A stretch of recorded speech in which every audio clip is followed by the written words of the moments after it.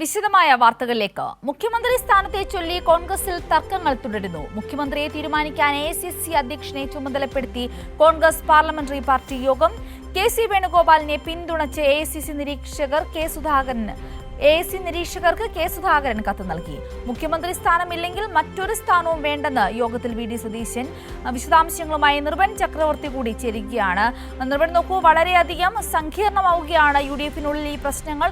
ഓരോ നേതാക്കന്മാരും അവരുടെ നിലപാടിൽ ഉറച്ചു നിൽക്കുന്നു. വി.ഡി. സതീശന്റെ പ്രതികരണത്തിൽ മനസ്സിലാക്കുന്നത് മുഖ്യമന്ത്രി സ്ഥാനം ലഭിച്ചില്ല എങ്കിൽ പൂർണ്ണമായും വിയോജിപ്പിലേക്ക് വി.ഡി. സതീശൻ മാറുമെന്നാണ്.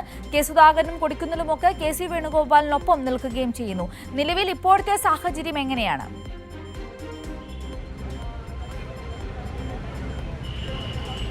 സിന്ധൂരി, സ്വാഭാവികമായും 3 നേതാക്കളെ ചുറ്റിപ്പറ്റിയുള്ള മുഖ്യമന്ത്രി ചർച്ചയാണ് നേരത്തെ തന്നെ ഉടലെടുത്തിരുന്നത്. അത് തെരഞ്ഞെടുപ്പ് വിജയത്തിന് ശേഷം അത് കൂടുതൽ സജീവമായി. കെ.സി. വേണുഗോപാലിന്റെ പേര് ഉയർന്നു വന്നതോടുകൂടി അദ്ദേഹത്തിലേക്ക് കാര്യങ്ങൾ കാറ്റ് ആകെ വീശുന്ന സ്ഥിതിയുണ്ടായി. കാരണം അദ്ദേഹം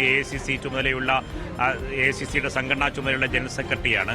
അദ്ദേഹത്തിന് അനുകൂലമായി ഭൂരിപക്ഷം എംഎൽഎമാരും അഭിപ്രായം പറയുമെന്ന കാര്യം ഏതാണ്ട് ഉറപ്പാണ്. അതിന് വലിയ തരത്തിലുള്ള രാഷ്ട്രീയ നിരീക്ഷണത്തിൻ്റെ ഒന്നും ആവശ്യമില്ല. സ്വാഭാവികമായും തെരഞ്ഞെടുപ്പിൻ്റെ ഘട്ടത്തിൽ ഈ പറഞ്ഞ സ്ഥാനാർത്ഥികളെ നിശ്ചയിച്ചത്, ഒപ്പം തന്നെ അവർക്ക് വേണ്ട ധനസഹായം ഒരുക്കുന്നത്, തെരഞ്ഞെടുപ്പിൽ നിന്ന് മുന്നിൽ നിന്ന് നയിച്ചത് ഒക്കെ തന്നെ ആ ഘട്ടത്തിൽ കെ.സി. വേണുഗോപാലായിരുന്നു. അതുകൊണ്ട് കെ.സി. വേണുഗോപാലിലേക്ക് കാര്യങ്ങൾ എത്തുമെന്ന കാര്യം ഏതാണ്ട് ഉറപ്പായിരുന്നു. പക്ഷേ അതിലേക്ക് എത്താൻ എഐസിസിക്ക് ഏകപക്ഷീയമായി എത്താൻ കഴിയുമോ എന്നതാണ് ഇപ്പോൾ നടക്കുന്ന ചർച്ചയിലെ ഏറ്റവും പ്രധാനപ്പെട്ട അന്തർനാടകം.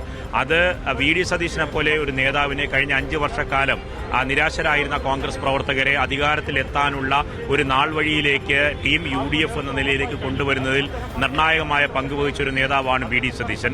കഴിഞ്ഞ തദ്ദേശ തെരഞ്ഞെടുപ്പിലെ മുന്നേറ്റം വരെ ഈ കെ.സി. വേണുഗോപാലോ രമേശ് ചെന്നിത്തലയോ യുഡിഎഫിന് അനുകൂലമായ ഒരു തരംഗം കേരളത്തിലേക്ക് നിയമസഭാ തെരഞ്ഞെടുപ്പിൽ ഉണ്ടാക്കിയെടുക്കാൻ കഴിയും എന്ന ആത്മവിശ്വാസം മുതിർന്ന നേതാക്കൾ പോലും പ്രകടിപ്പിച്ചിരുന്നില്ല. അതിനുശേഷമുണ്ടായ ഈ ആത്മവിശ്വാസമാണ്, അതിനുശേഷമുണ്ടായ നേതാക്കളുടെ ഒരുമിച്ച് നിന്നിട്ടുള്ള ഒരു മുന്നേറ്റമാണ് ഈ യു.ഡി.എഫിന് അധികാരത്തിലെത്താൻ സാഹചര്യമൊരുക്കിയത് എന്ന ക്ലെയിമാണ് വി.ഡി. സതീശൻ മുന്നോട്ട് വയ്ക്കുന്നത്.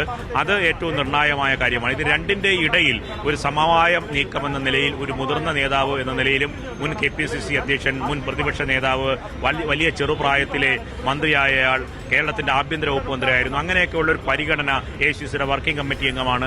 അങ്ങനെയൊക്കെയുള്ള പരിഗണന ലഭിക്കുന്ന രമേശ് ചെന്നിത്തലയും ഒപ്പമുണ്ട്. അതുകൊണ്ട് ഈ 3 പേരിൽ ആരെ തിരഞ്ഞെടുക്കും എന്ന തരത്തിലുള്ള സജീവമായ ചർച്ചകൾ, ഒപ്പം തന്നെ മറ്റുള്ളവരെ ഒഴിവാക്കിയാൽ എങ്ങനെ അനുനയപ്പെടുത്തും എന്ന തരത്തിലുള്ള പലതരത്തിലുള്ള അനുനയ നീക്കങ്ങൾ, ഇവയൊക്കെയാണ് ഇപ്പോൾ കെ.പി.സി.സിയിലും എഐസിസിയിലും നടക്കുന്നത്.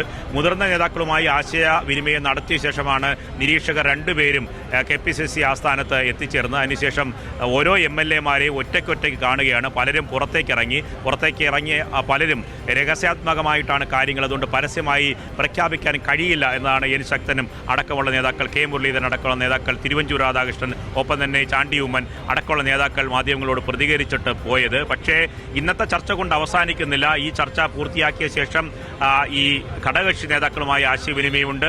അതിനുശേഷമാണ് റിപ്പോർട്ടുമായി എഐസിസിയിലേക്ക് നിരീക്ഷകർ മടങ്ങിപ്പോവുക. അവിടെ അവതരിപ്പിക്കുന്ന റിപ്പോർട്ടിന്റെ അടിസ്ഥാനത്തിൽ പരിശോധിച്ച് മല്ലികാർജ്ജുന ഖാർഗെയും രാഹുൽ ഗാന്ധിയും സോണിയാഗാന്ധിയും അടക്കുന്ന എഐസിസി നേതൃത്വം എടുക്കുന്ന തീരുമാനത്തിന്റെ അടിസ്ഥാനത്തിലായിരിക്കും മുഖ്യമന്ത്രിയുടെ പ്രഖ്യാപനം. അത് ഞായറാഴ്ച ഉണ്ടാവുമെന്നതാണ് മുൻ കെ.പി.സി.സി അധ്യക്ഷൻ കൂടിയായിട്ടുള്ള കെ മുരളീധരൻ പറഞ്ഞത്. അതുകൊണ്ട് ചർച്ചകൾ കൗതുകകരമായ ആകാംക്ഷാഭരിതമായ ദൃശ്യങ്ങളും അവസ്ഥയുമാണ് ഇപ്പോൾ കെ.പി.സി.സി ആസ്ഥാനത്തും പരിസരത്തുമുള്ളത്. എല്ലാ നേതാക്കളും അവരുടെ അനുയായികളും ഒക്കെ തന്നെ കെ.പി.സി.സി ആസ്ഥാനത്തും പരിസരത്തും എത്തിച്ചേർന്നിട്ടുണ്ട്. അവരുടെ നേതാവ് എന്തു പറയും, ആരായിരിക്കും മുഖ്യമന്ത്രിയാവുക, ആരായിരിക്കും മുഖ്യമന്ത്രിയാകണമെന്ന കാര്യം എഐസിസി തീരുമാനിക്കുക എന്ന തരത്തിലുള്ള ആകാംക്ഷാഭരിതമായ അന്തരീക്ഷത്തിലേക്ക് കെ.പി.സി.സി ആസ്ഥാനം മാറിയിരിക്കുന്നു. ഇന്ന് വൈകിട്ട് വരെ, ഏകദേശം രാത്രി വരെ ഈ യോഗങ്ങൾ, വിവിധ തരത്തിലുള്ള ചർച്ചകൾ തുടരും എന്ന് തന്നെയാണ് പ്രതീക്ഷിക്കുന്നത്. സിന്ധൂരി.